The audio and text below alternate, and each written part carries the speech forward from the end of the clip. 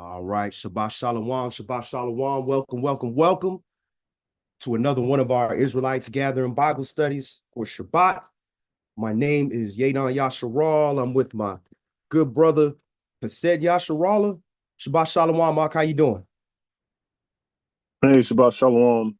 Yeah, I'm doing pretty good. It's been a very let's say enlightening feast day season.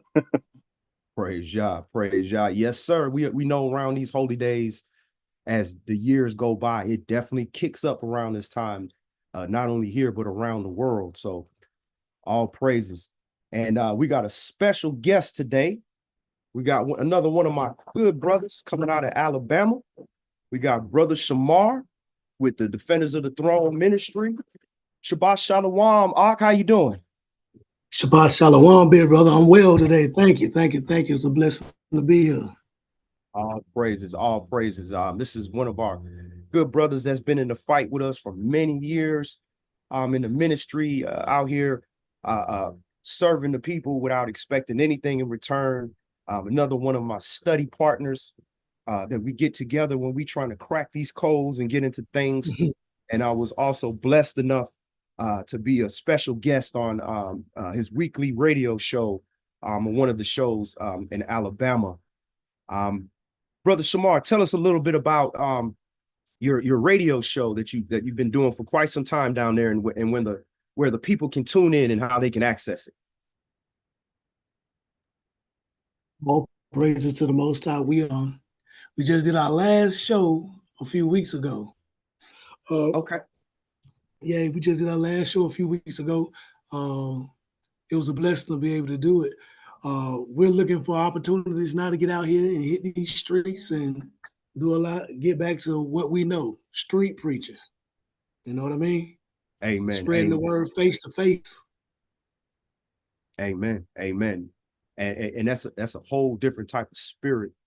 And I can confirm that with both you brothers that have been out in the heat, out in the worst of the worst, in some of the worst places, the worst times, street preaching, the message that folks weren't really jumping to hear. But who else is going to them places? Who else is going to the people, giving them a pure message without, they hand out, asking something in return? So, all praises, the Most High is definitely sending this out to the people. So I'm definitely excited to see your next steps where you go besides the street preaching, because brother, your show is definitely on point. I've just got to find the right platform for it. So when Yah's will, we're definitely there to support you, brother. All praises to the Most High, baby. Hallelujah, hallelujah. So again, we are Israelite Gathering, and the title of our Shabbat study today is Passover Preparation and the Feast Day. Passover Preparation and the Feast Day. Now, we know the Feast of Unleavened Bread is a 7-day feast. But the Passover is a preparation, and the first day of a feast of unleavened bread is actually the feast. And the way that I was brought and taught up, we start at the beginning of the 14th day, because it says literally in even. So we started the 14th day at even. We started with the Passover feast, and we had Passover, unleavened bread, and all that type of stuff. And then on the 15th, we kept unleavened bread, like what you're supposed to.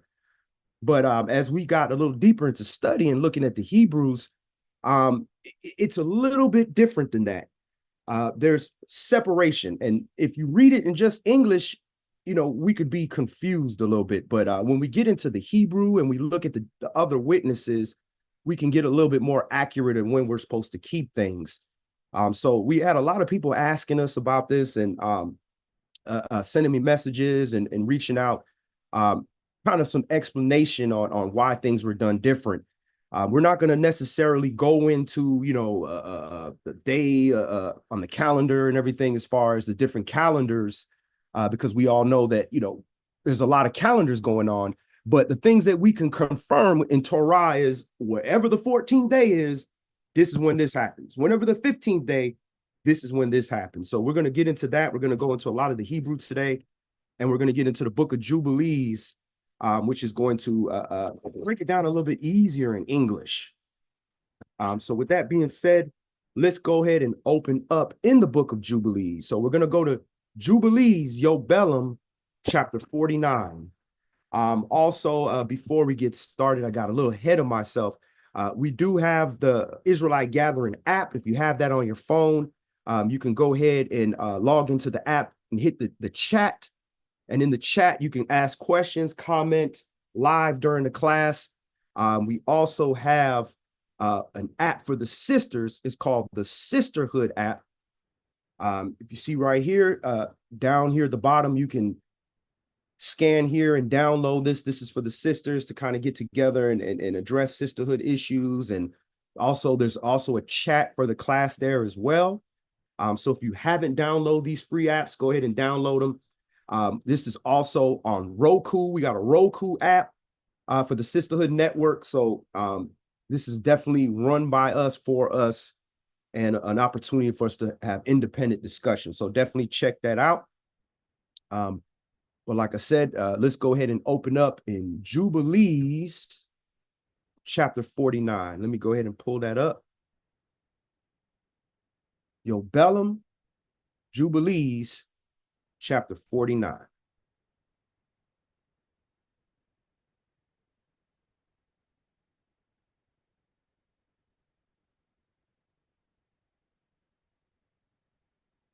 All right, computer acting up with me. Bear with me 1 second, brothers and sisters.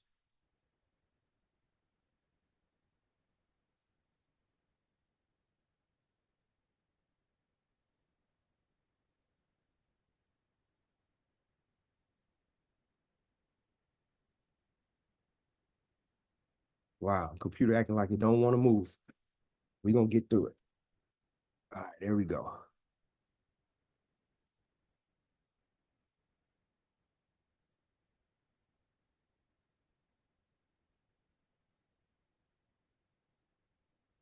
All right, can we see that? Jubilees 49? Yep. All right, praise y'all. Whenever you're ready, y'all. Jubilees chapter 49 and verse 1. Remember the commandment which Yahweh commanded you concerning the Passover, that you should celebrate it in its season on the 14th day of the first month, that you should kill it before it is evening, and that they should eat it by night on the evening of the 15th from the time of the setting of the sun. All right, so this is obviously translated into English, but they could have easily just broke it down like this and told you exactly how it was supposed to be kept. It says that you should celebrate it in its season on the 14th of the first month, that you should kill it before it's evening, and they should eat it by night on the evening of the 15th from the time of the setting of the sun. All right, Tom Sheet.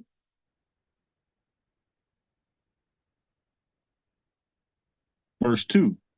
For on this night, the beginning of the festival and the beginning of the joy, you were eating the Passover in Egypt, when all the powers of Mastema had been let loose to slay all the firstborn in the land of Egypt, from the firstborn of Pharaoh to the firstborn of the captive maidservant in the mill, and to the cattle. Verse 3. And this is the sign which Yahweh gave them. Into every house on the lintels of which they saw the blood of a lamb of the first year, into that house they should not enter to slay, but should pass by it, that all those should be saved that were in the house, because of the sign of the blood was on its lintels. All right, drop down to verse 10. All right, verse 10. Let the children of Yasharal come and observe the Passover on the day of its fixed time. All right, On the 14th. Salakia. So let the children of Yasharal come and observe the Passover on the day of its fixed time. So there's a fixed time when we're supposed to do this. So it's saying on the day, but when we're reading, which we're going to go back into Leviticus 23 and Exodus 12, it's making it more like a fixed day. A fixed day, but there's a specific time when these things need to happen. And when we pair that with the death of Mashiach, which we're going to get into as well, you'll see why things had to be done at specific times. All right, start that over. All right, it says, let the children of Yasharal come and observe the Passover on the day of its fixed time, on the 14th day of the first month, between the evenings, from the third part of the day to the third part of the night. For 2 portions of the day are given to the light, and a third part to the evening. All right. So what they're doing is also breaking apart the days, right? The day is broken, the daytime portion is broken into 3 parts. And the last third of the day is given to the night, is given to the evening. So that's why they calculate evening on the last third of the day. So we got to pair that with what Mashiach said. He said, are there not 12 hours in a day? Well, we know that the day is longer than 12 hours, but they're saying the daytime portion of the calendar day is 12 hours. So you have to take those 12 hours and divide that by 3, which is going to give you 4-hour portions.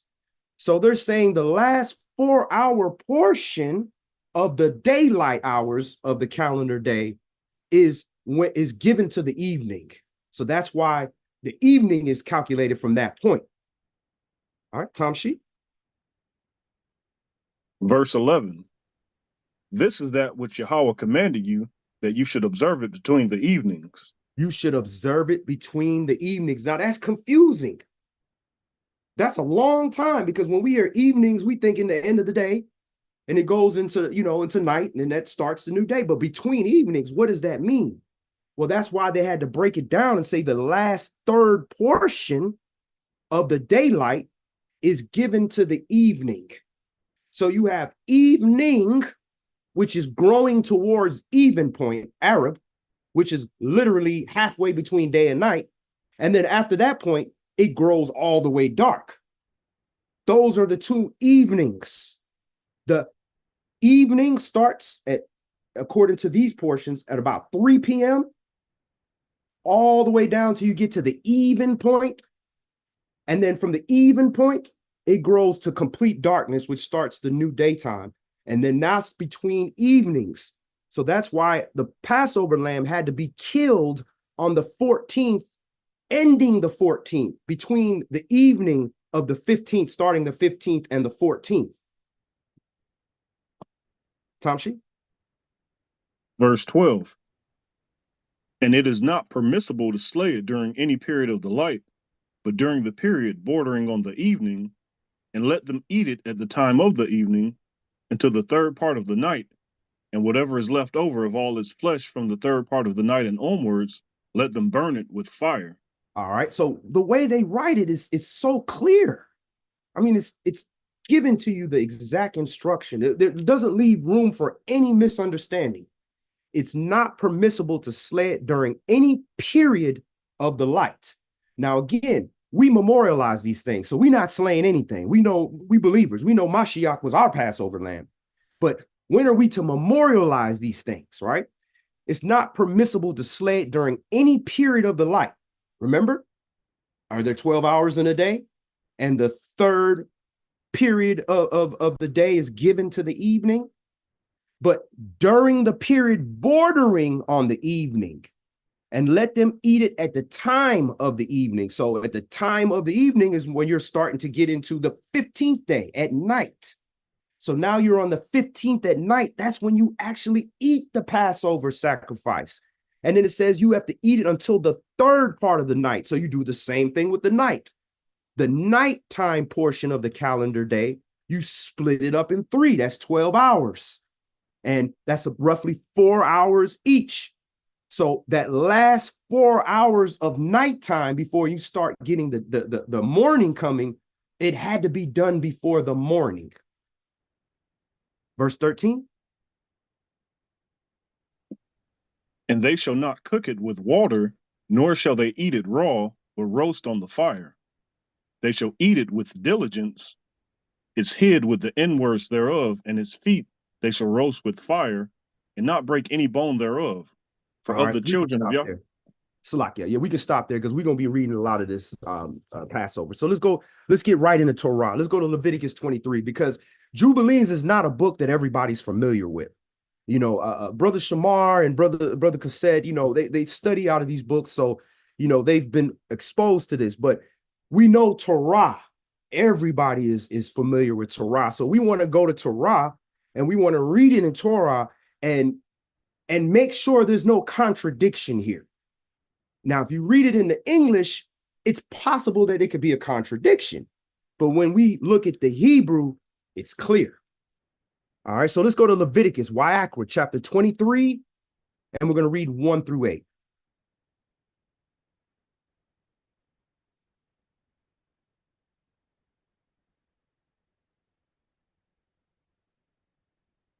And what we're going to do is we're going to get into these key words, which is going to give us the understanding.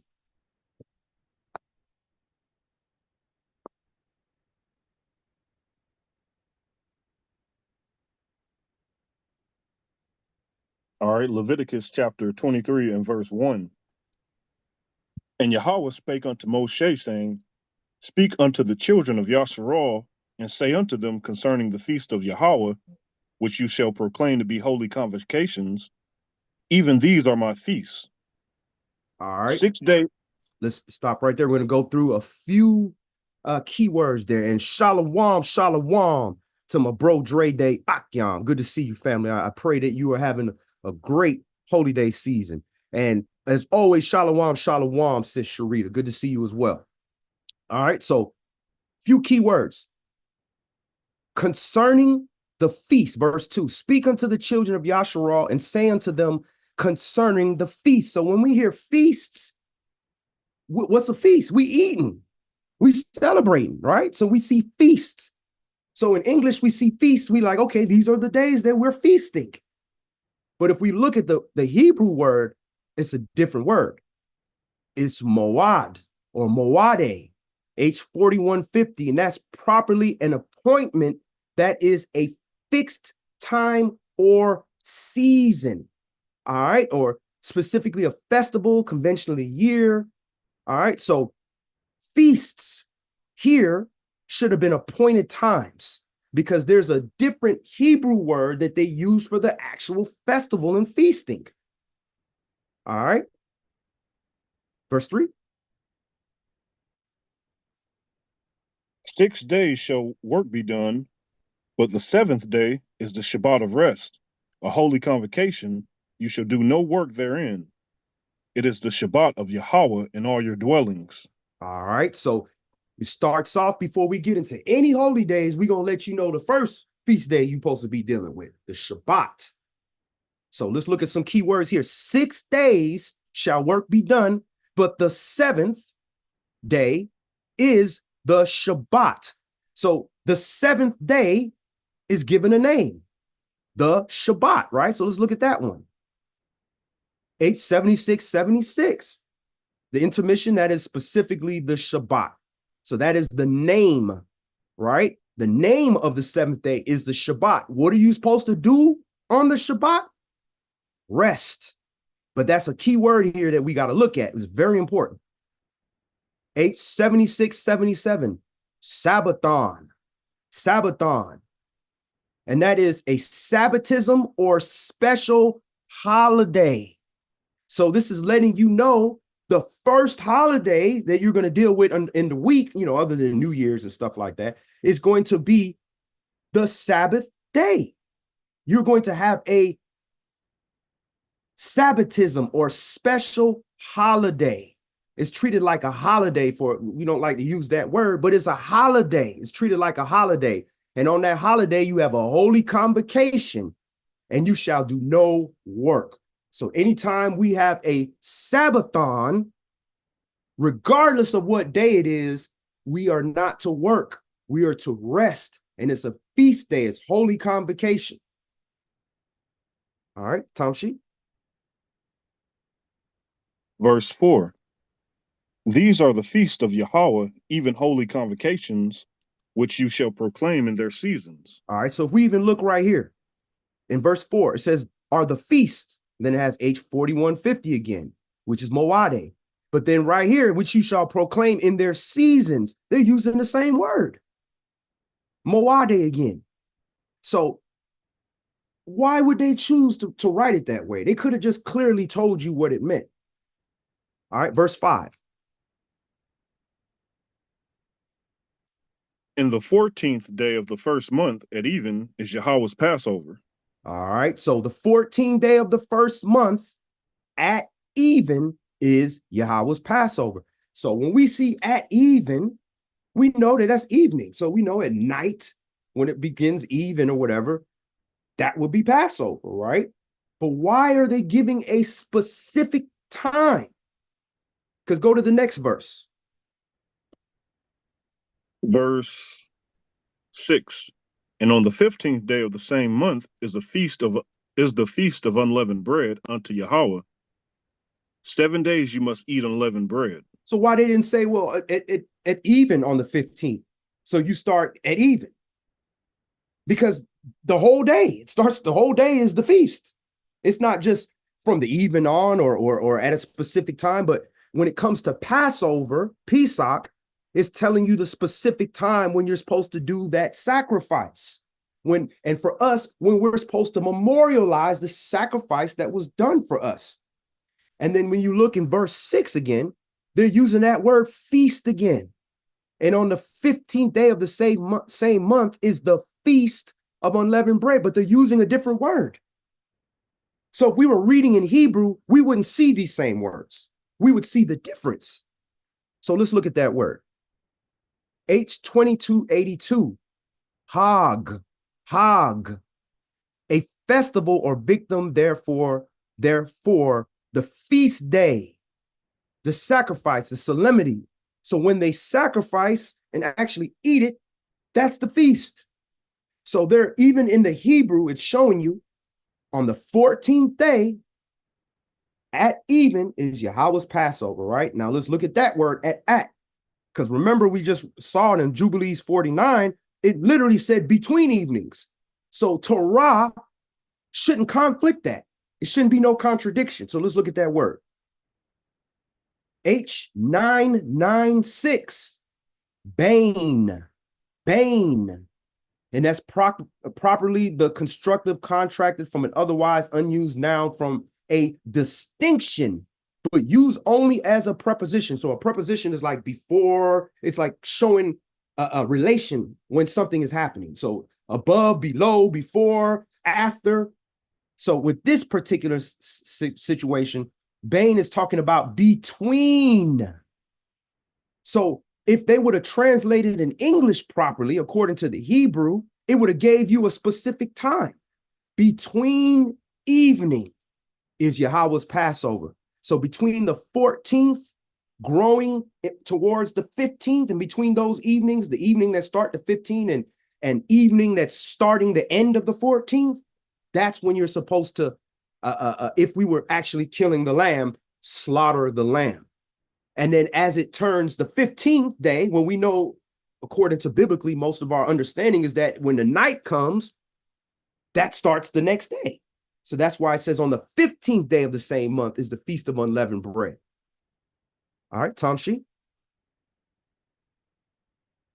Leviticus chapter 23 and verse 7. In the first day you shall have a holy convocation. You shall do no servile work therein. But you shall offer an offering made by fire unto Yahweh 7 days. In the 7th day is the holy convocation. You shall do no servile work therein. All right. So again, if somebody uses a word Sabbathon, which means rest, no work, a synonym to that would be no servile work. So they're telling you the same thing. When they're telling you on the Shabbat is the Shabbat of rest, rest being Sabbathon, treated like a holiday. Well, it's the same thing here. On unleavened bread, on the first day and the 7th day, they're saying treat it like a Sabbath, even though it does not fall on the actual Sabbath. All right, so let's move on. Let's go ahead and get into the first Passover.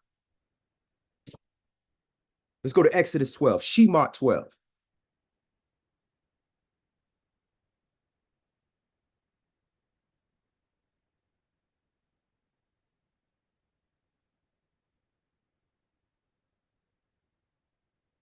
And Brother Shamar, if you see any contradictions in what we're presenting, by all means chime in so we can address it, pertaining to the class. So by For all sure, means, bro. You rightly divided. You rightly divided.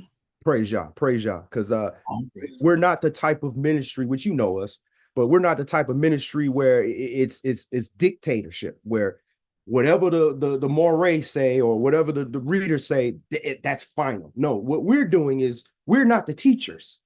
We're just disseminating the information. Yahweh Shai, the teacher, the word is the teacher. So that can belong to any one of us. Whoever's holding that truth is just holding that position. So we don't have it all. So if there's anything, you see anything, by all means, so we can get into it and make sure that we're on point. So we're at Shema, Exodus chapter 12, and we're going to start this at verse 1.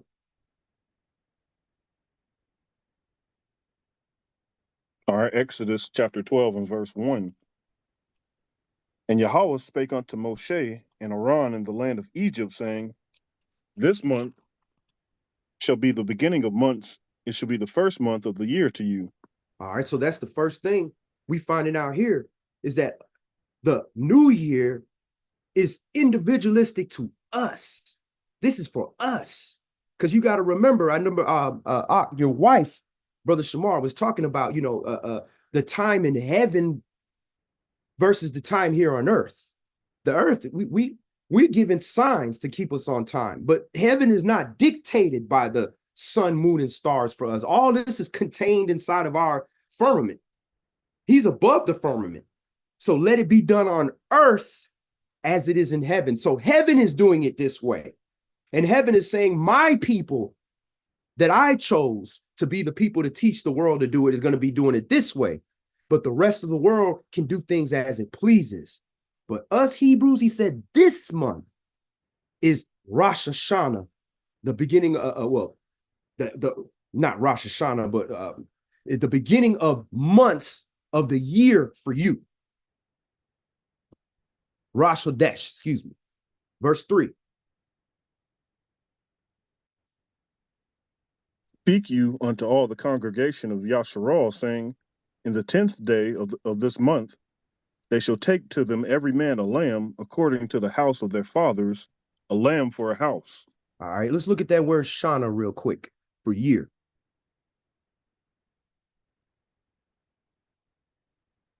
Year, H8141. Shana, a year of time, a whole age long year. Let's go into the root word. Shana, a primitive root to fold, that is duplicate. So there's no confusion in the Hebrew. There's a duplication going on right here in our own calendar. So you see here, that's why things got to be done at a specific time. This month shall be the beginning of months. It shall be the first month of the year to you.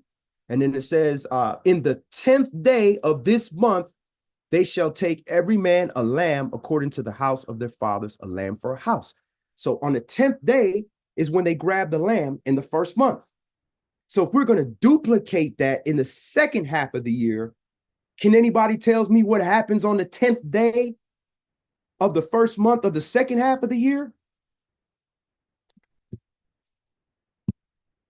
Any of the viewers want to comment? What would make this a duplicate?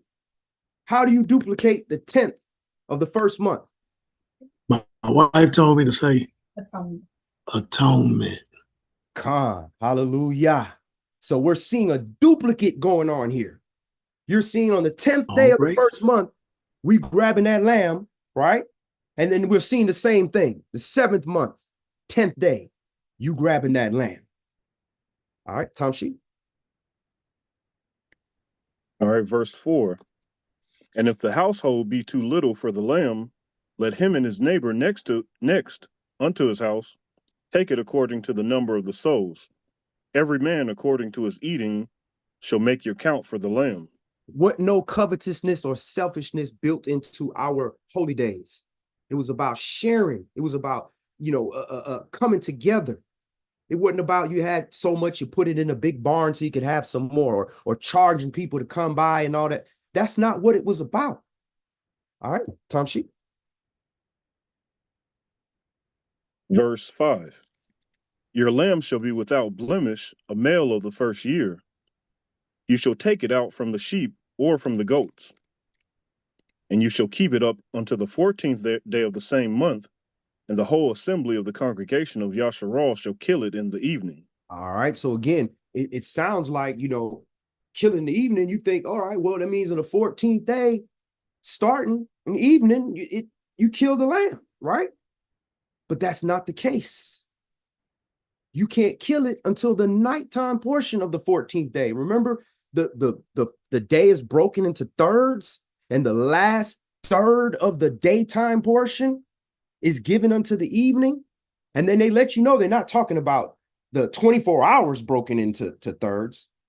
They talking about the 12-hour portion for day and 12-hour portion for night. And the only way you're dealing with the 12-hour portion day and 12-hour portion night as a final statement, because we know that's not like that in the wintertime.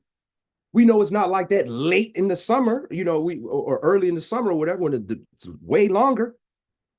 That means they're using an ancient calendar, a calendar that's calculates daytime portion and nighttime portion. Tom Sheep. Verse 7.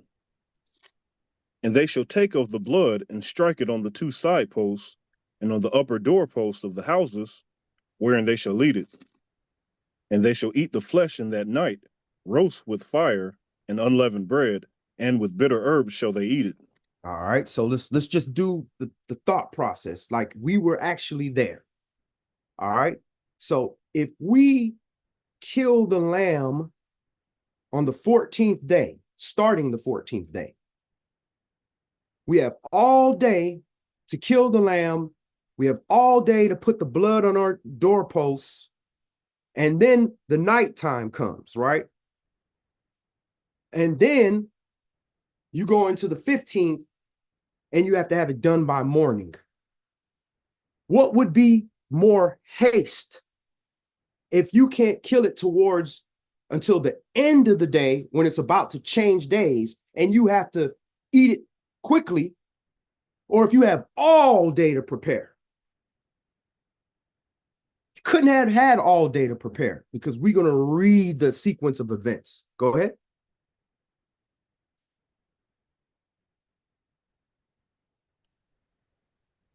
Verse 9. Eat not of it raw, nor sodden at all with water, but roast with fire, his head with his legs, and with the purtenance thereof. And you shall let nothing of it remain until the morning, and that which remains of it until the morning you shall burn with fire. And thus shall you eat it, with your loins girded, your shoes on your feet, and your staff in your hand. And you shall eat it in haste. It is Yahweh's Passover. All right. So when they say talking about having your loins girded, some of the brothers will understand this. When somebody say something to you and you about to get into it, usually a lot of us, one of the first things we doing is pulling our pants up a little bit so that, we can make sure that we have firm footing. So it's the same thing they had to do. They had to be ready to move. They had to have their loins girded because they had to do what they had to do and be back into safety because a destroying angel was going to come. So understand that's a key word here. It had to be done in haste. This not haste if you got a whole day, all day long, all the way to the turns night to be able to do all this. Go ahead. Verse 12. For I will pass through the land of Egypt this night, and will smite all the firstborn in the land of Egypt, both man and beast. And against all the mighty ones of Egypt I will execute judgment. I am Yahweh. And the blood shall be to you for a token upon the houses where you are. And when I see the blood, I will pass over you, and the plague shall not be upon you to destroy you when I smite the land of Egypt. And this day shall be unto you for a memorial, and you shall keep it a feast to Yahweh throughout your generations. You shall keep it a feast by an ordinance forever. All right, so let's look at that word feast. I just want to see which word they used. So it's a memorial. So we're definitely supposed to remember and keep this in remembrance forever. It says, you shall keep it a feast. So here's that word, Hag. Again, this is a feast day by ordinance forever. So on the feast day, you eat that on the 15th. All right, Tom Sheep. Verse 15. 7 days shall you eat unleavened bread. Even the first day you shall put away leaven out of your houses. For whosoever eats leavened bread from the first day until the 7th day, that soul shall be cut off from Yasharal. All right, so again, that's important. From the first day you shall put away leaven out of your houses. 7 days shall you eat unleavened bread. So again, if you eat an unleavened bread on the 14th day, nothing wrong with it. You can do that. But the commandment is the 7 days you're supposed to eat unleavened bread is the 7 days of the feast. So what you're having here is the 7 days, which would be the end of the 14th going into the 15th through the 21st. That's 7 days. But if you count 14 through the 21st, that's 8 days of eating unleavened bread. Now, is that going to kill you or hurt you? No. Is that a transgression? No. It's not accurate. So again, we are memorializing. When you're memorializing something, you want it to be accurate because we're not actually doing it. We're not killing no lamb. We're not doing this. We're not in the land. We don't have our high priest. We don't have the temple. But if we're going to memorialize something, it's a reason. And when we go into the death of Mashiach, the murder, there's a reason why things are being done at a specific time. There's a reason why Mashiach knew, oh, my hour is about to come. All right, Tom Sheep. Verse 16. And in the first day there should be a holy convocation, and in the 7th day there should be a holy convocation to you. No manner of work shall be done in them, save that which every man must eat. That only may be done of you. And you shall observe the feast of unleavened bread, for in this selfsame day have I brought your armies out of the land of Egypt. Therefore you shall observe this day in your generations by an ordinance forever. So you shall observe by ordinance forever. And you have a lot of people tell, well, you can't keep the Passover because we out the land. Da, da, da. Well, the people that's typically talking that are typically people that don't even believe in Mashiach. So they don't want you to keep holy days, period. That's right. That's one group. And then you got another group that just doesn't understand that, okay, yeah, you're trying to be accurate. You're right. We don't keep the Passover for several reasons, because Mashiach is our Passover lamb. What you gonna sacrifice after him? What greater sacrifice you can do? The closest you can do is sacrifice yourself because you're part of his body.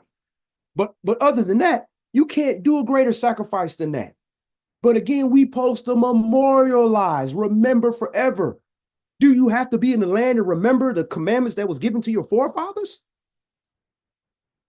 And notice it says, on the 14th day of the month at even you shall eat unleavened bread until the 21st day. Well, let's count that. 14, 15, 16, 17, 18, 19, 20, 21. That's 8 days. That's a contradiction. We just read 7 days you eat unleavened bread. So if you get into Hebrew, there's no contradiction. All right, Tom Sheep. Verse 18. In the first month, on the 14th day of the month, at even, you shall eat unleavened bread until the 21st day of the month at even. 7 days shall there be no leaven found in your houses, for whosoever eats that which is leavened, even that soul shall be cut off from the congregation of Israel, whether he be a stranger or born in the land. That cuts off a lot of that racist doctrine that, you know, only black people can keep the law and do this and do that. Listen, we had a mixed multitude, which we're going to get to when we left out. It's just saying that if you are amongst us of another nation, you're a stranger, then you still got to follow the rules and regulations that we follow. It's not preaching racism or any of that. Shabbat shalom. Y'all have a safe one. Salakia. All right, Tamshi. Verse 19. 7 days shall there be no leaven found in your houses. Oh, we just read that. Verse 20. You shall eat nothing leavened, and in all your habitations shall you eat unleavened bread. All right, so we get rid of the leaven in our house. And what I've observed over the years, what happens with a lot of people is rather than focusing on getting the leaven out of themselves, they go super hard. I'm talking about, and this is like Jewish. The Jewish people do stuff like putting electrical tape over the red dot flashing lights in their house because they're not supposed to be having power. They're not supposed to be having fire. They do overly things on outward stuff rather than dealing with the inward. You think the Most High more concerned with you getting all the leaven out your house rather than getting the leaven out of your heart? Yes, we keep the commandment. You get rid of the leaven in your house. But ultimately, your focus while you're cleaning is to be looking at your own actions, the things that you did over the year that you haven't got rid of, that you want to get rid of. That's the focus.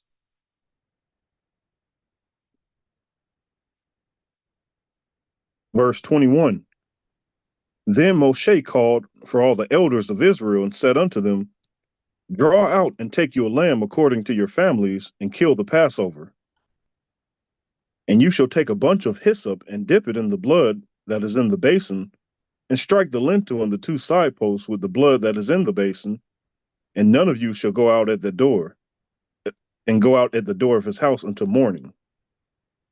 For Yahweh will pass through to smite the Egyptians, and when he sees the blood upon the lintel and on the 2 side posts, Yahweh will pass over the door and will not suffer the destroyer to come into your houses to smite you. All right. So let's go back to haste. So if you can't kill the lamb until the last portion of the daytime, so this would be about 3 p.m. is when they're able to actually kill this lamb. And from 3 p.m. on until it gets dark, about 8:30-ish or whatever, you had to kill the lamb, roast them, put the blood on the lentils, and then as it became nighttime of the 15th, you had to eat that lamb very quickly and be back in your house because you knew that night the destroying angel was coming to kill everything, firstborn. So you had to eat in haste. Go ahead. Verse 24. And you shall observe this thing for an ordinance to you and to your sons forever. And it shall come to pass when you be come to the land which Yahweh will give you, according as he has promised, that you shall keep this service. And it shall come to pass when your children shall say unto you, What mean you by this service? That you shall say, It is the sacrifice of Yahweh's Passover, who passed over the houses of the children of Israel in Egypt, when he smote the Egyptians and delivered our houses, and the people bowed the head and worshiped. And the children of Yasharal went away and did as Yahweh had commanded Moshe and Aaron, so did they. And it came to pass that at midnight Yahweh smote all the firstborn in the land of Egypt, from the firstborn of Pharaoh that sat on his throne unto the firstborn captive that was in the dungeon, and all the firstborn of the cattle. All right. So again, haste. They could not even begin eating until nighttime, which started the 15th. They had to be back in the house and safe prior to midnight. So this is a celebration, but they still had to be home. So they had to eat so fast and get rid of it, because technically that lamb can go all the way until the morning, right? You're allowed to keep it. It just got to be done before the third part of the night. But instead, these brothers, like I would have did if I knew they was about to bomb this place, but I had to keep the holy day. I'm keeping the holy day, do what I need to do and get back home, because I know I ain't playing with y'all. I know he about to do what he about to do. So they ate in haste and they were back in their homes by midnight of the 15th. So that means the 14th ending, starting the 15th, 15th started, which is at nighttime. They ate all the way and were in the house by midnight. Go ahead. Verse 30. And Pharaoh rose up in the night, he and all his servants, and the Egyptians, and there was a great cry in Egypt, for there was not a house where there was not one dead. And he called for Moshe and Aaron by night, and said, Rise up, and get you forth from among the people, both you and the children of Yasharal, and go, serve Yahweh as you have said. Also take your flocks and your herds as you have said, and be gone, and bless me also. Ain't that just like the heathen? Yeah, and bless me also. Really, you ain't done nothing but curse me, but you want me to bless you on the way out. Verse 33. And the Egyptians were urgent upon the people that they might send them out of the land in haste, for they said, We be all dead men.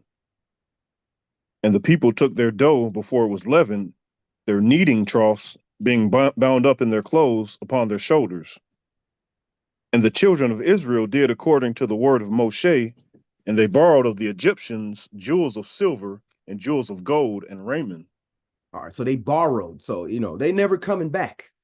But what's going on in this situation is we not leaving out of here empty-handed. Just like it's saying Isaiah, we leaving out of here with our silver and our gold. Once they realize they done ticked off the Most High, and this is the Most High's people, they are going to want to get on the good side of the Most High by taking care of you. And that's why they hide in our identity. Verse 36. And Yahweh gave the people favor in the sight of the Egyptians, so that they lent unto them such things as they required, and they spoiled the Egyptians. And the children of Israel journeyed from Ramses to Succoth, about 600,000 on foot, that were men beside children. And the mixed multitude went up also with them, and flocks and herds, even very much cattle. All right, so again, a mixed multitude. So it wasn't just Hebrews that left. There was some other people of other nations that were there. And who is this mixed multitude? Let's just take a look. Let's look at the Hebrew. Mixed. Arab. Arabia. Mingled people. Mixed people. So you had Arabians going out with us. You had people that were mixed of different nations, mixed with Egyptian, mixed with some of the other nations that were surrounding. So this whole racist doctrine of, like everybody else gonna die, but it ain't been like that since the beginning. Go ahead. Verse 38. And a mixed multitude went up also with them, and flocks and herds, even very much cattle. And they baked unleavened cakes of dough, which they brought forth out of Egypt, for it was not leavened, because they were thrust out of Egypt and could not tarry, neither had they prepared for themselves any victual. Now the sojourning of the children of Israel who dwelt in Egypt was 430 years. And it came to pass at the end of the 430 years, even the selfsame day, it came to pass that all the host of Yahweh went out from the land of Egypt. All right, so quick question. What was the day that we left Egypt? What number day was it as far as a B? Was it the 14th, the 15th, the 16th, the 13th? What day did we leave? Check the chat, see if anybody got to answer this. What day did we leave?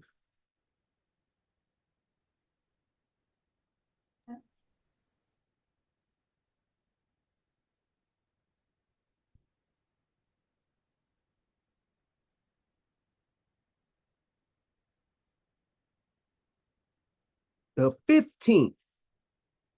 We left out the 15th. All right. And notice here, it is a night to be much observed unto Yahweh for bringing them out from the land of Mizraim. All right. Verse 43. And Yahweh said unto Moshe and Aaron, This is the ordinance of the Passover. There shall no stranger eat thereof. But every man's servant that is bought for money, when you have circumcised them, then shall he eat thereof. A foreigner and a hired servant shall not eat thereof. In one house shall it be eaten. You shall not carry forth aught of the flesh abroad out of the house, neither shall you break a bone thereof. All the congregation of Israel shall keep it. And when a stranger shall sojourn with you, and will keep the Passover to Yahweh, let all his males be circumcised, and then let him come near and keep it, and he shall be as one that is born in the land, for no uncircumcised person shall eat thereof. One law shall be to him that is homeborn, and unto the stranger that sojourns among you. Thus did all the children of Israel, as Yahweh commanded Moshe and Aaron, so did they. And it came to pass the selfsame day that Yahweh did bring the children of Israel out of the land of Egypt by their armies. Hallelujah. So on the 15th Hallelujah. of Abib, that's when we left. And notice, one law shall be to him that is homeborn and unto the stranger that sojourns among you.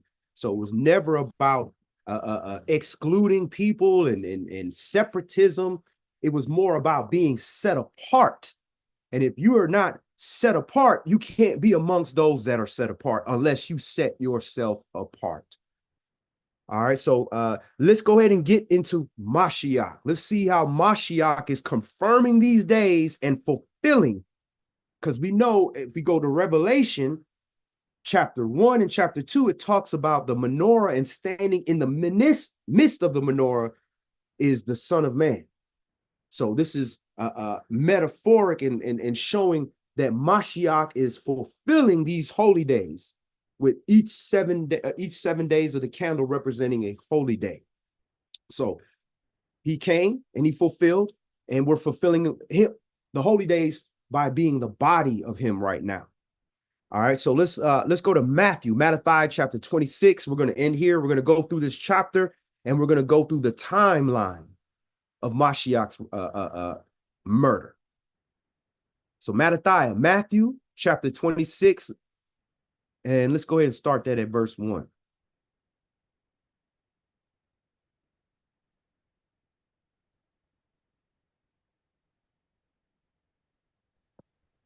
All right, Matthew chapter 26 and verse 1.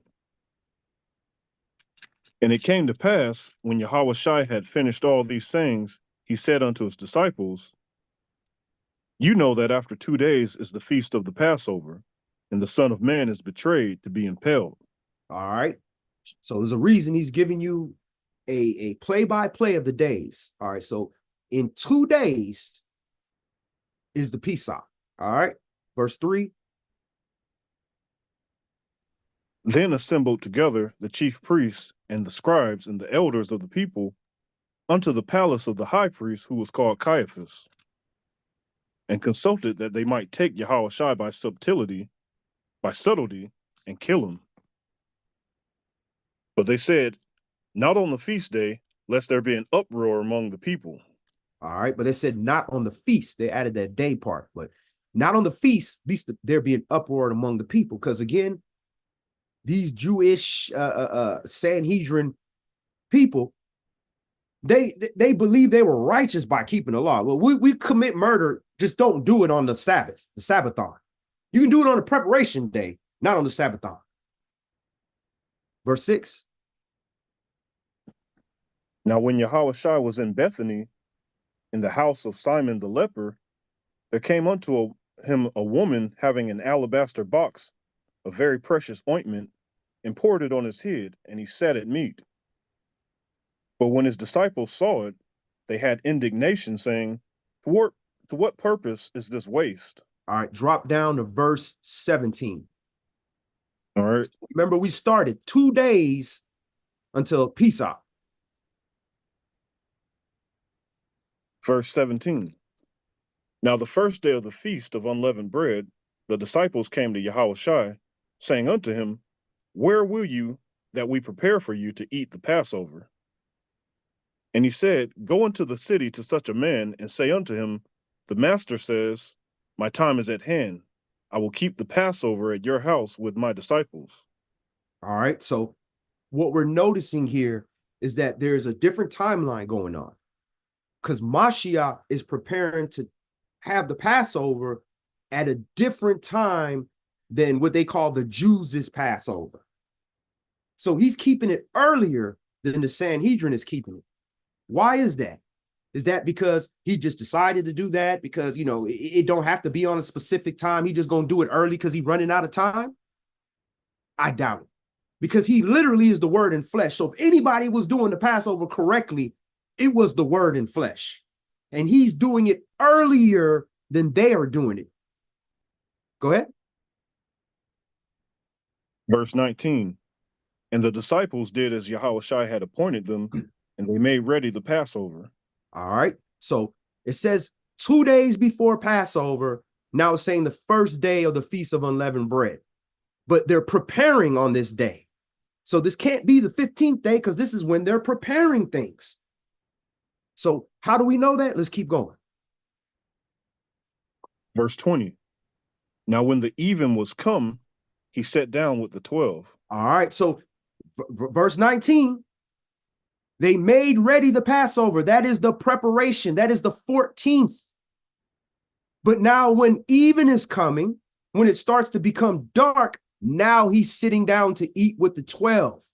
But it hasn't expired into the feast day yet for the so-called Jews at the time yet.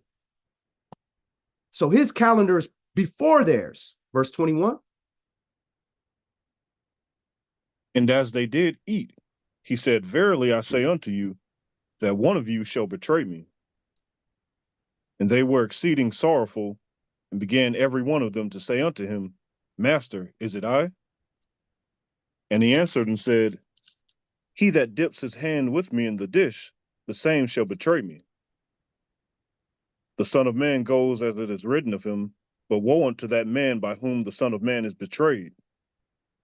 It had been good for that man if he had not been born. So it says the Son of Man goes as is written of him. So what's written of him?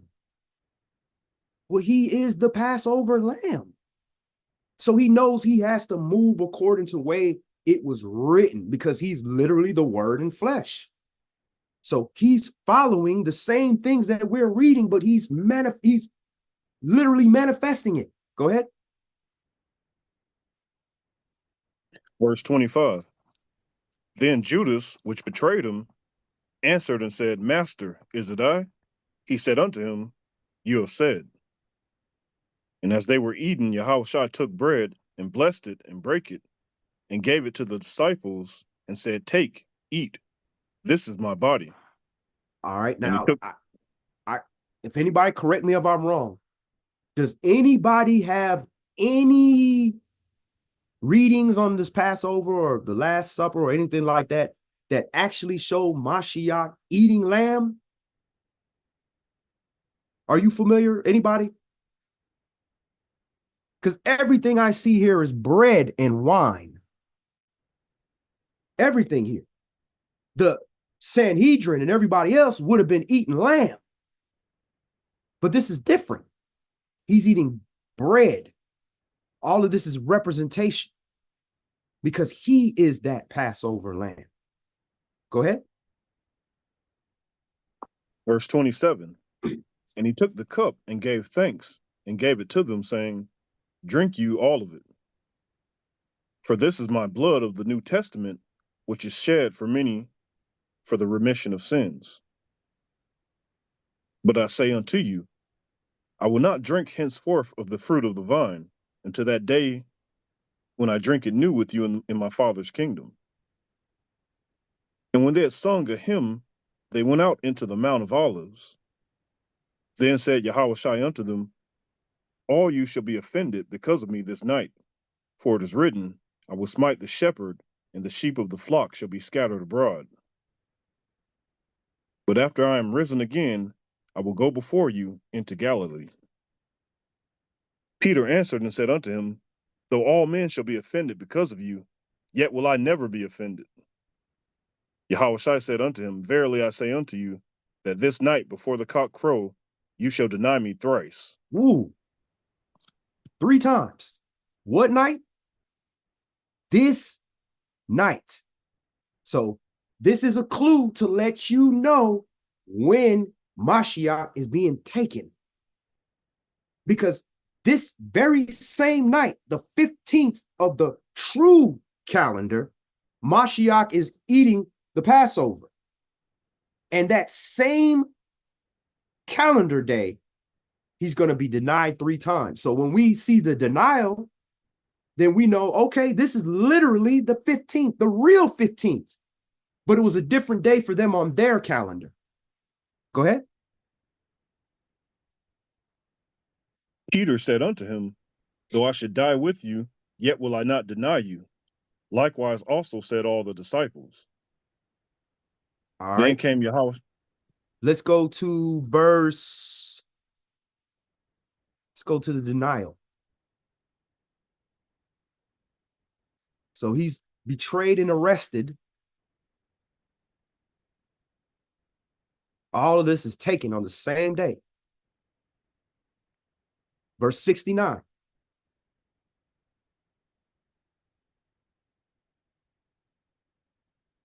All right, verse 69. Now Peter sat without in the palace, and a damsel came unto him, saying, You also were with Yahushua of Galilee. Wow. So, there's always somebody recognize you, no matter how you try to hide. And it's like, the lady's like, oh, you was with Mashiach. And they took Mashiach. So this shows you they took him on the same day of the feast. But they just said, we're not going to take him on the feast day. The people going to go crazy. So the people are using a different day. There's further proof. The people going by a different day. Why are they not in the uproar that they took him on the feast day?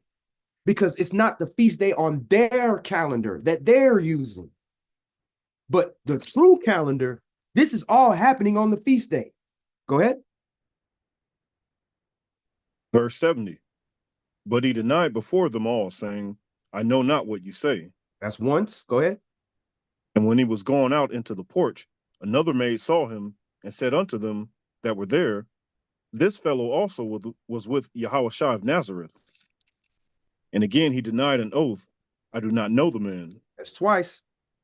And after a while came unto him they that stood by and said to Peter, Surely you also were one of them, for your speech bewrays you. Then began he to curse and to swear, saying, I know not the man, and immediately the cock crew. Man, I can't imagine that feeling of denying Mashiach. And he told you was going to do that. And you just realized that's what you did. Because obviously he's in the flesh. He cussing and he yelling at people, he angry. That lets you know you under a spirit. And now he realized I just betrayed the Son of the Most High. Most people would just drop down and die, hang themselves like Judas Iscariot. But this was an opportunity, to be a motivation for him. Just like many of us, when we have failed Christ in our lives, we had a choice to decide what we going to do. We going to go hang ourselves, which is basically go back to the world because, hey, I screwed up. Or we going to say, I'm going to use that as motivation and give my life. I'm going to show that I'm worthy. And that's what Kepha did. He showed his life worthy he used that as motivation.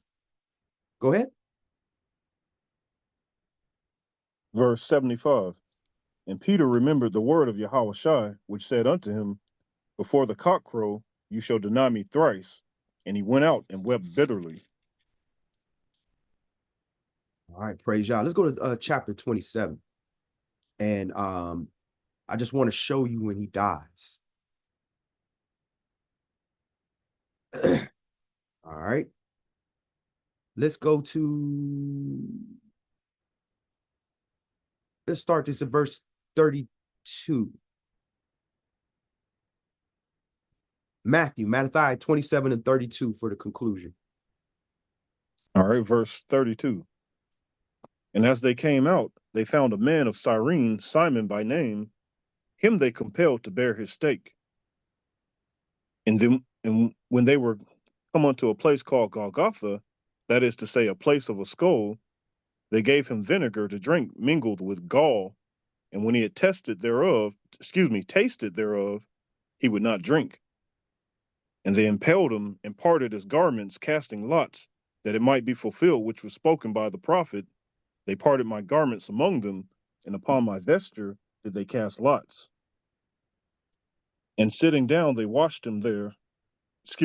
Washed him there, and set up over his head his accusation written, "This is Yahushua, the king of the Yahudim," or the Jews. Then there were two thieves impaled with him, one on the right hand and another on the left. And they that passed by reviled him, wagging their heads, and saying, "You shall destroy the temple, you that destroyed the temple and build it in 3 days, save yourself, if you be the son of Elohim, come down from the tree." Likewise also the chief priests, mocking him with the scribes and elders, said, "He saved others, himself he cannot save. If he be the king of Yasharal, let him now come down from the tree, and we will believe him. He trusted in Yahweh, let him deliver him now, if he will have him, for he said, I am the son of Yahweh." The thieves also, which were impaled with him, cast the same in his teeth. Now from the 6th hour, there was darkness over all the land until the 9th hour. All right. So again, the 6th hour is noon. So from noon to the 9th hour, which is about 3 p.m., there's darkness over all the land. So that's a little odd. It's a little odd. From noon, there's darkness. So again, you could not slay him until the dark portion, which doesn't happen until the 9th hour. But from noon to the 9th hour is darkness, because they are torturing the lamb.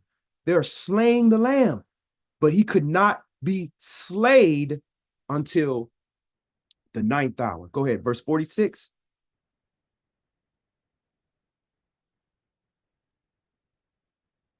And about the 9th hour, Yahushua cried with a loud voice, saying, Eli, Eli, lama sabachthani, that is to say, my El, why have you forsaken me?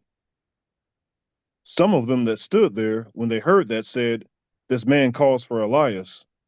And straightway one of them ran and took a sponge and filled it with vinegar and put it on a reed and gave him to drink. All right. So again, how he had to fulfill and how he knew his time. The 9th hour, he finally died. About the 9th hour. Now, the exact time we don't know, but this is roughly 3 p.m. on, 3 p.m. to 4 p.m. that time. This is when the Passover lamb would be slaughtered. So while he is literally being tortured on the stake and hung on this tree and dying as our Passover lamb, the priests are literally slaying the Passover lamb, because they could not slay that lamb until the 9th hour, which is when evening starts from about 3 p.m. on. They couldn't slay it until that portion. So he's fulfilling, according to their calendar, being the Passover lamb, but he's keeping the true calendar. So he had to show a sign, because again, we are signs. He had to show a sign to the people that y'all just slaughtered the Passover lamb. This is why he had to die at that specific time. Go ahead. Verse 49. And the rest said, let us see whether Elias will come to save him. Yahushua, when he had cried again with a loud voice, yielded up the spirit. And behold, the veil of the temple was rent in two from the top to the bottom, and the earth did quake, and the rocks rent. This represents a split. This is a break. This is a new time. Things have changed now. Now you don't kill the Passover lamb. There's two schools of belief. There's two groups now. You had the believers and the non-believers. The non-believers killed them. And even some of the believers there ran from them. But now this temple has been split into two, spiritual and a physical. Verse 52. And the graves were opened, and many bodies of the saints which slept arose, and came out of the graves after his resurrection, and went into the holy city, and appeared unto many. So you had folks literally come out the grave after his resurrection. See, the way they wrote is like, and the graves were open and many bodies, they made it sound like as soon as he died, these folks came out the grave. That's not what happened. Nobody gonna be resurrected before the life is resurrected. These people came out the graves after Mashiach's resurrection. Verse 54. Now, when the centurion and they that were with him watching Yahushua saw the earthquake and those things that were done, they feared greatly, saying, truly, this was the son of Yahweh. And many women were there beholding afar off, which followed Yahushua from Galilee, ministering unto him, among which was Mary Magdalene and Mary, the mother of James and Joseph, and the mother of Zebedee's children. All right, so I want you to take note to this. Where are the disciples at? Look at the rock. He cussed the lady out, said, I don't even know this dude. Where the brothers at? At least Kepha stood at a distance and watched.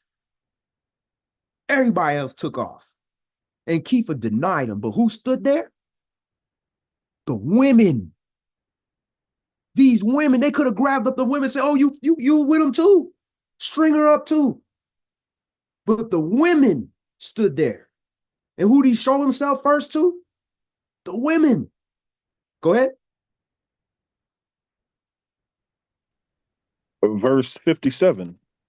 When the even was come, there came a rich man of Arimathea named Joseph, who also himself was Yahushua's disciple. All right, so when the even was come, this would have been after 4 p.m. So he died during the time that they slain the lamb and is growing towards the 15th. He's in haste because they're in the 14th. The 15th been passed for the real calendar, but the Jews are still in the 14th day. And it's evening between bordering the 14th and the 15th. So in their religious mind, they had to bury this man before the 15th, which was unleavened bread, which is a Sabbathon, which is a holy day, which is a feast day. You can't be burying somebody, then you wouldn't be able to eat the Passover. Because on the 15th is when you eat the Passover. You couldn't eat him with a dead body. Remember, Moshe had to come and say, look, these people touched a dead body. What are they supposed to do? They would have had to take a second Passover. All right, go ahead. He went to Pilate and begged the body of Yahushua. Then Pilate commanded the body to be delivered. And when Joseph had taken the body, he wrapped it in a clean linen cloth and laid it in his own new tomb, which he had hewn out of the rock. And he rolled a great stone to the door of the sepulchre and departed. And there was Mary Magdalene and the other Mary sitting over against the sepulchre. Now the next day, that followed the day of the preparation, the chief priests and the Pharisees came together unto Pilate. There you go. Now the next day following the day of the preparation. What preparation are they talking about? Friday? Good Friday? The math don't math. 3 full days and 3 full nights cannot be Friday, Saturday, and he rolls on Sunday. So we're not talking about the 6th day here. We're talking about their 14th day, because the 14th day is the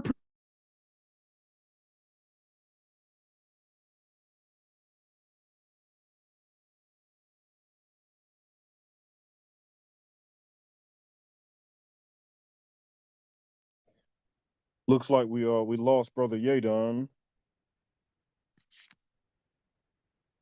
Just hold on for a second. I'm sure he'll be right back on. Yeah, he was cooking, man. The class going super smooth. And you know how the enemy got to be. Oh yeah, always.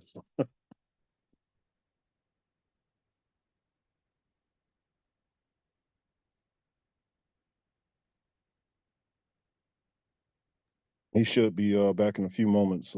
Just sit tight for a second.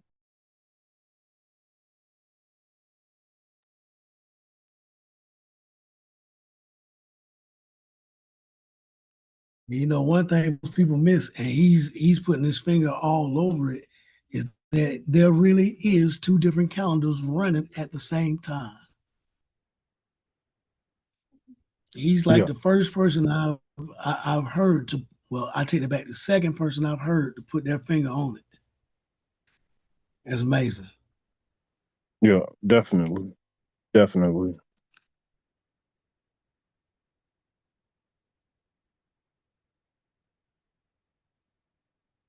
It also shows how out of touch these Pharisees were.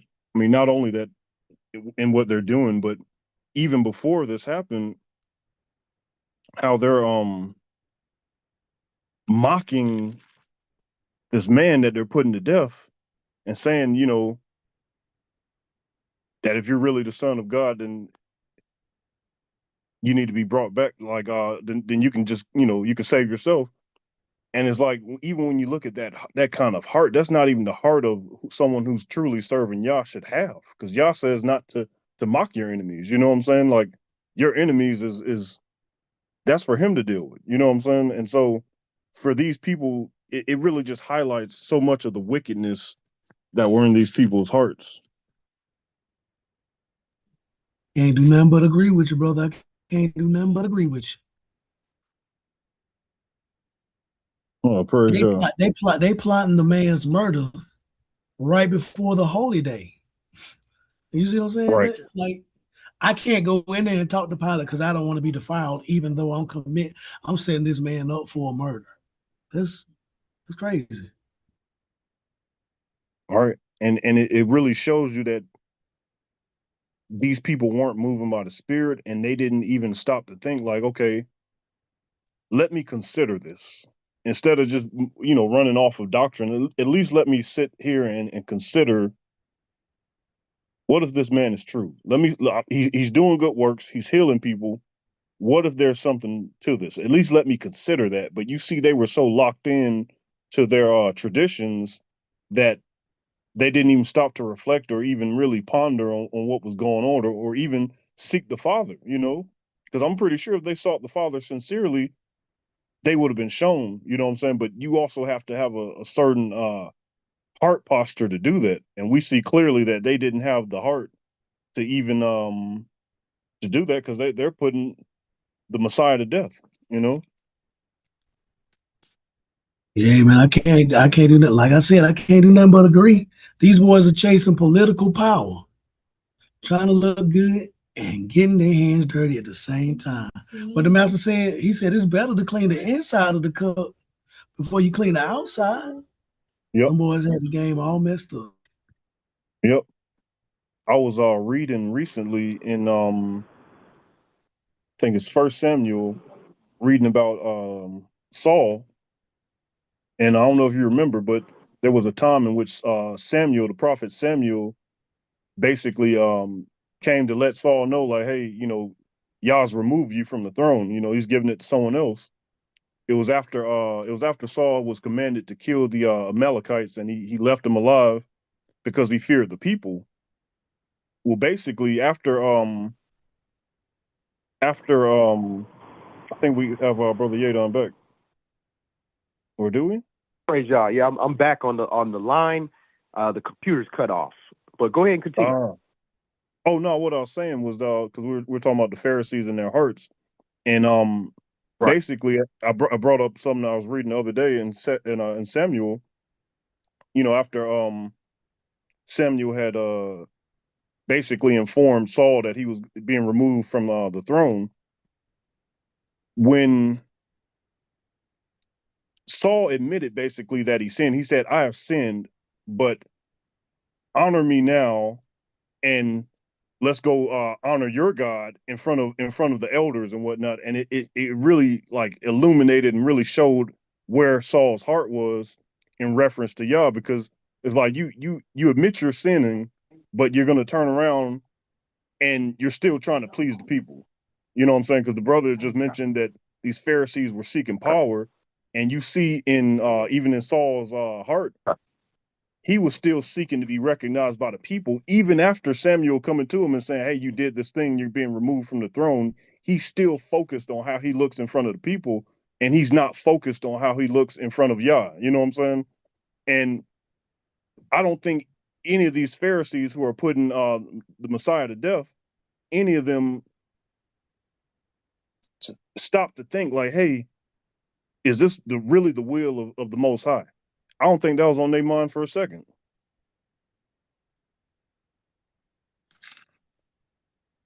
You still with us, brother Yadon? Yeah, I'm here. I'm here. Computer getting back up. No, I don't think it was on their mind at all. But like with Caiaphas, when he said, it's expedient that one man die for us all. That was the Most High that put that spirit in him. The Most High will put a spirit in you to do something, and you might think that, it's for your own benefit, but it's really benefiting this word.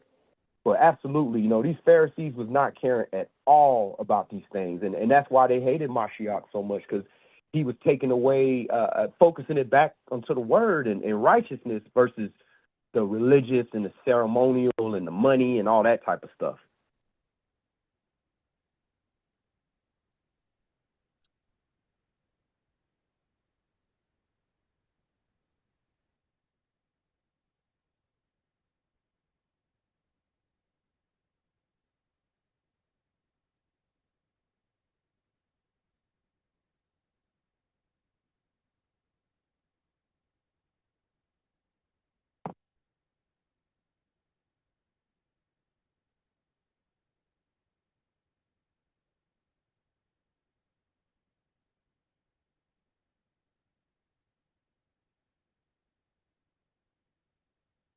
We were at the end of Matthew 27. All right, Tom Sheep.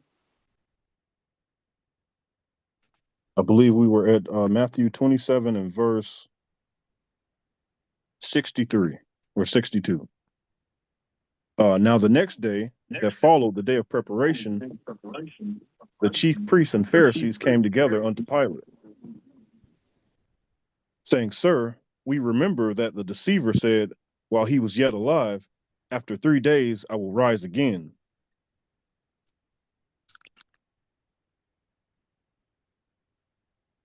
Verse 63. Saying, Sir, we remember that deceiver said, while he was yet alive, after 3 days I will rise again.